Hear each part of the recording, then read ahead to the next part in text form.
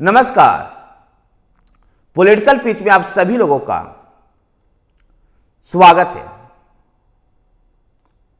अनुच्छेद 370 पर अब सुप्रीम कोर्ट का भी मोहर लग गया है और अनुच्छेद 370 अब इतिहास बन गया है।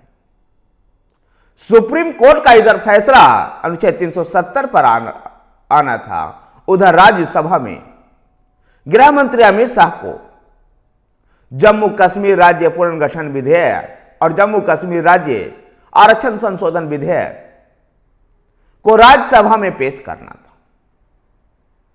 सुप्रीम कोर्ट की संवैधानिक बेंच ने डी.वाई. चंद्रचूड़ के नेतृत्व वाली संवैधानिक बेंच ने लंबे सुनवाई के बाद कल अंतिम फैसला सुनाया और इस फैसला से गुपकार गैंग की बोलती बंद हो गई।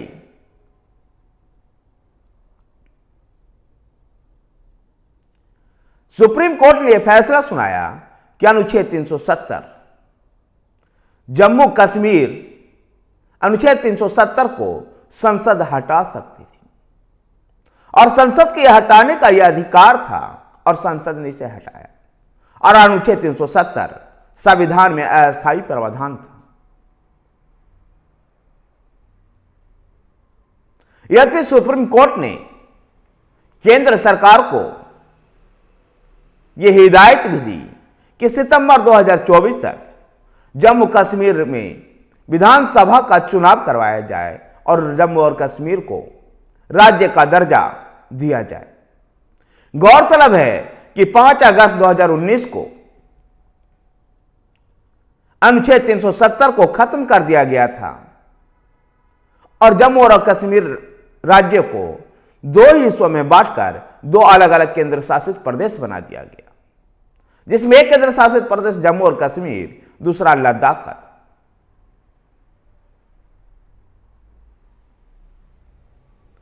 जम्मू और कश्मीर में अब हालत थोड़े बेहतर हो रहे हैं।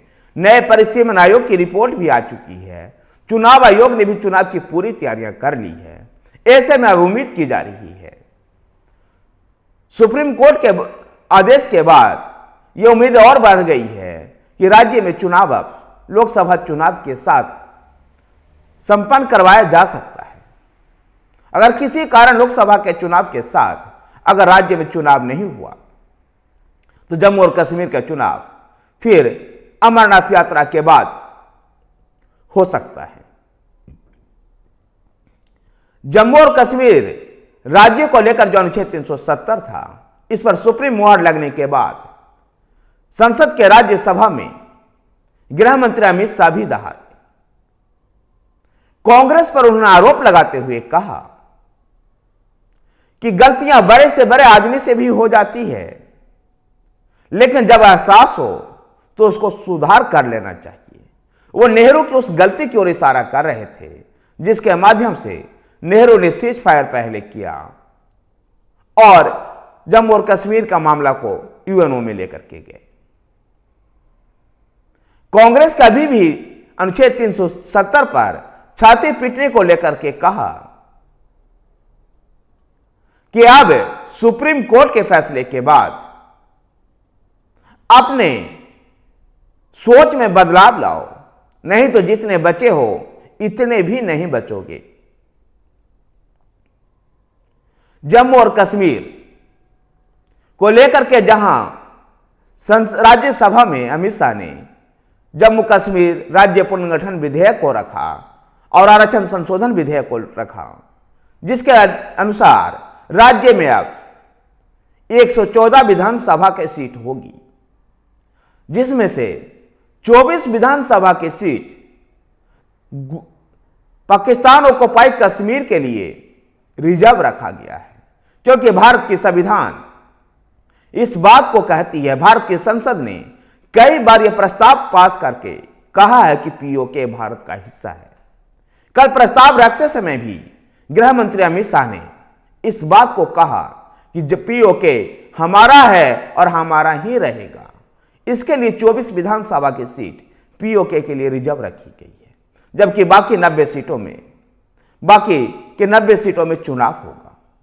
इस चुनाव में जहां शेड्यूल कास्ट के लिए, एससी वर्ग के लिए, अनुसूचित जाति के लिए 7 सीटें पहले से ही रिजर्व थी, अब भी अनुसूचित जाति के लिए 7 सीटों को ही सुरक्षित रखा गया है, जबकि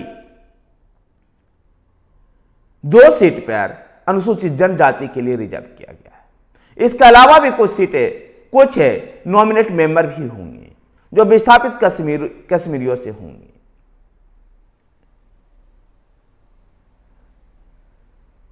सुप्रीम कोर्ट के अनुच्छेद 370 पर फैसले के बाद अब पूरी तरह से अनुच्छेद 370 एक इतिहास की बात बन चुकी है और अनुच्छेद 370 को लेकर के अब जम्मू कश्मीर के जो राजनीतिक दल है उनकी बोलती बंद हो चुकी है, चाहे वो महबूबा मुफ्ती की पीडीपी हो या उमर अब्दुल्ला और फारूक अब्दुल्ला का नेशनल कॉन्फ्रेंस। जम्मू कश्मीर राज्य में अब चुनाव होगा और वो राज्य अन्य राज्यों की तरह भारत के एक राज्य के रूप में काम करेगा। धन्यवाद साथियों। अगर आपको वीडियो पसंद आए तो वीडियो को लाइक कीजिए, शेयर कीजिए। हमारे साथ बने रहने के लिए हमारे चैनल पॉलिटिकल पिच को सब्सक्राइब कीजिए। धन्यवाद।